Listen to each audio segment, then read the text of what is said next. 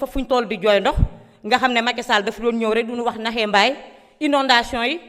jafe-jafe yi waxuñu ne nag ren ji inondation dafay jeex ndax xam nañ ne 12 ans ñoom réglé wuñu dara kon diggante daaw ak ren mënu leen ko réglé waaye am na effort yoo xam ne commencé ngeen ko te yéen a ngi ci kon bonne continuation. may wax également si ba tey dans la promotion de l'eau productive à travers les transferts d'eau loolu tamit day jur li autoroute de l'eau bi ñu doon wax moo war a jóge Dakar Mbour ak fi nga xamante ne day yegg si ba Touba te loolu dafay indi lu am solo ci li nga xam ne mooy secteur primaire bi nga xam ne dafa téye lu rëy ci suñu croissance muy agriculture ak pêche ndax dina dimbali dëkk yi muy romb ñu def récolte hors saison ndax ku ne xam nga ne 3 mois rek la ñu am d'hivernage te loolu mënta gàddu li nga xam ne bu fekkee dañu bëgg am souveraineté alimentaire loolu mënu ko kii. monsieur le ministre nag wax dëgg yàlla daanu dajul suuf nag waaye jàmbaar ngeen yéen a ngi ci yoon wa nag ndax nag y a des efforts avec une hausse de 7,2% en 2025 contre 3,3% en 2024 te itam sur la période 2026-2028 taux de croissance bi gis nañ ne ñu ngi koy séntu ci 5,5% te loolu lu am solo la. déficit budgétaire bi jàmbaar ngeen si l'inflation wàññi ngeen ko à 1,7% kon yéen a ngi nekk en dessous des normes des critères de convergence de l'UEMOA gàcce ngalaama bonne continuation yàlla. merci beaucoup merci honorable Fatma Mbodj. Honorable Ismaïla Wane se prépare, vous avez la parole du moins. Honorable Rama Bodian se prépare.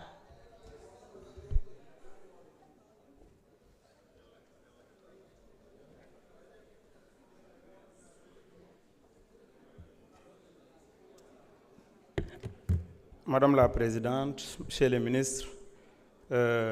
chers collègues, Monsieur le Ministre, dans le programme de sécurisation de bases de production et développement des infrastructures rurales,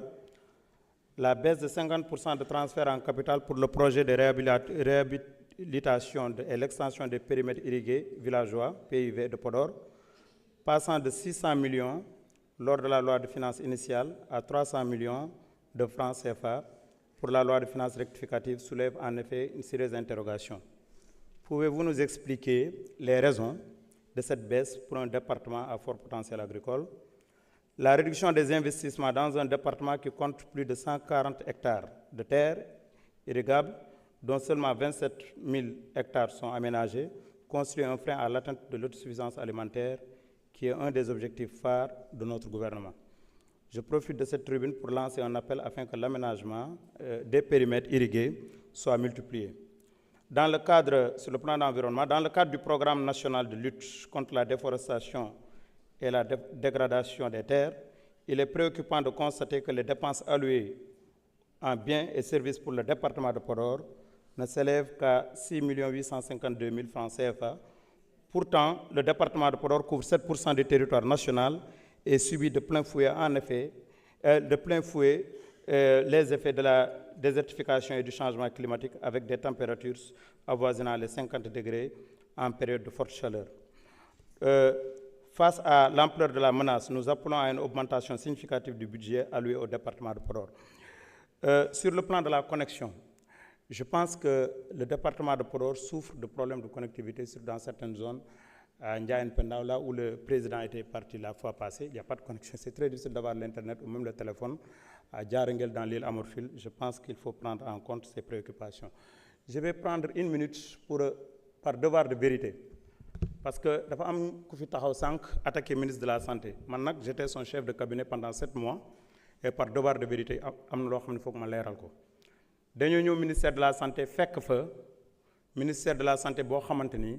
dafa nekk en lambeau. En fait, ce n'est pas un ministère de la Santé, c'est un ministère de médecine. On a décidé de changer de paradigme pour en faire un ministère de la Santé. Ministère de la Santé nag day liggéey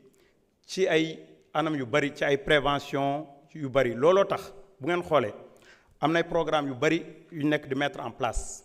Entre autres programmes bu ngeen seetloo d'habitude les régimes passés ils avaient l'habitude de donner des ambulances yu bari ñu ngi laaj ambulance dañ doon laaj ay ambulance mais modèle ambulance yi ñu doon am moo adapté wul. Depuis quelque temps, vous avez vu les Land Cruiser, moom la ñuy nekk di joxe.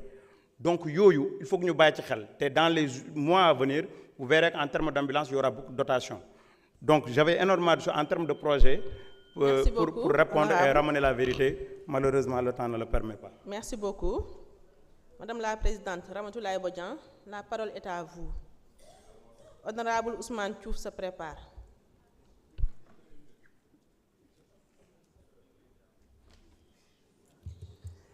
Merci Présidente, maa ngi lay nuyu di la féliciter di nuyu monsieur le ministre Cheikh Diba et également son collègue le ministre Abbas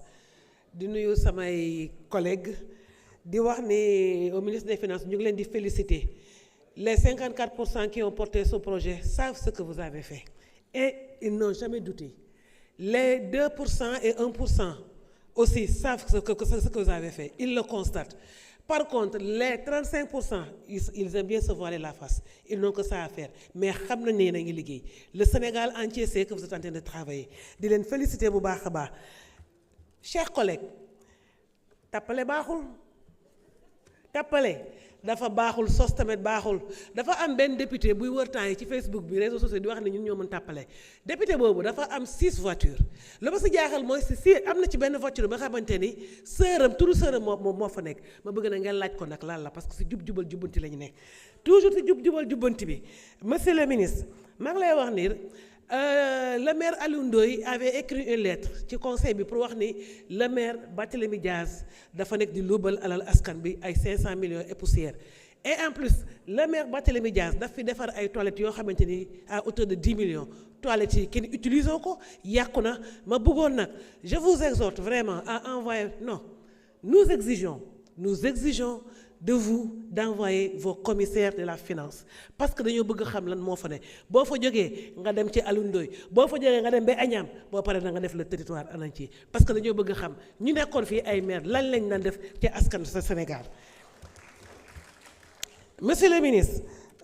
tey dégg nga ku nekk mu ngi wax ci hôpitaux yi ci santé bi parce que balaa nga ne naam ci liggéey bi maanaam lu nga xamante ne le président Ousmane Sonko lu la dem jëli ci Chine pour ñoo appuyer la pour gën la jëmmal tey pour xale yi mën a liggéey il faut que ñu am une bonne santé donc la santé tout le monde est en train de réclamer ça dañoo bëgg pour que le budget des hôpitaux publics que le budget soit revu à la hausse carrément que le plateau technique doit être relevé et mis à jour dafa am benn machine rek boo xamante ne moom mooy def scintigraphie fii au Sénégal te machine bi dafa panne monsieur le ministre mënuñu dem fii ba Touba pour defar loo xamante ni radiothérapie la ñu fi nekkoon loolu lañ def mais on sait qu'avec vous allez trouver des solutions et à Touba bu fa dem chaque fois day tas des pannes wala bu nekk dalal jàmm panne monsieur le ministre sama collègue bu fi nekkoon wax na affaire infrastructure yi ma bëggoon nga def ko sur la VDN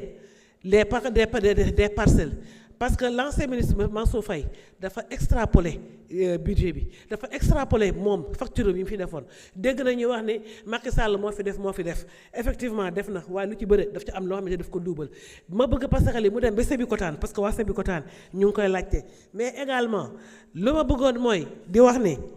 Macky Sall moo fi rey 2000 personnes moo fi tëj 2000 personnes Macky Sall moo fi rey kii moo fi def lu dul jeex merci beaucoup merci madame la présidente. mu xale 4 minutes. Honorable Ousmane Diouf, vous avez la parole.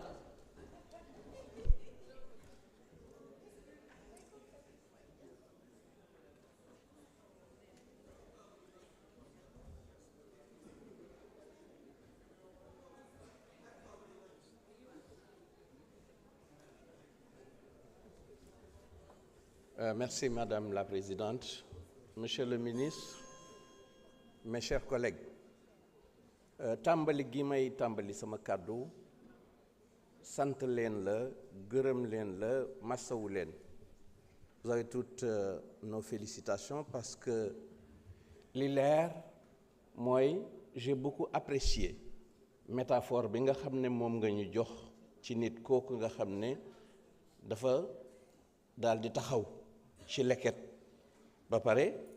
yore li nga xam ne moom la yore man dama naan mu yore ay kaasu ndox boo ko téyee bu yàggee tuuti di nga yëg ne li ngay subir ci coono kenn xamul nu mu toll boo ko bëggee jouer équilibre taxaw ci leket boo amee kenn koo xam ne feresu na la waxuma la mu bëmëx la bu la feresoo rek boo moytuwul léppay toj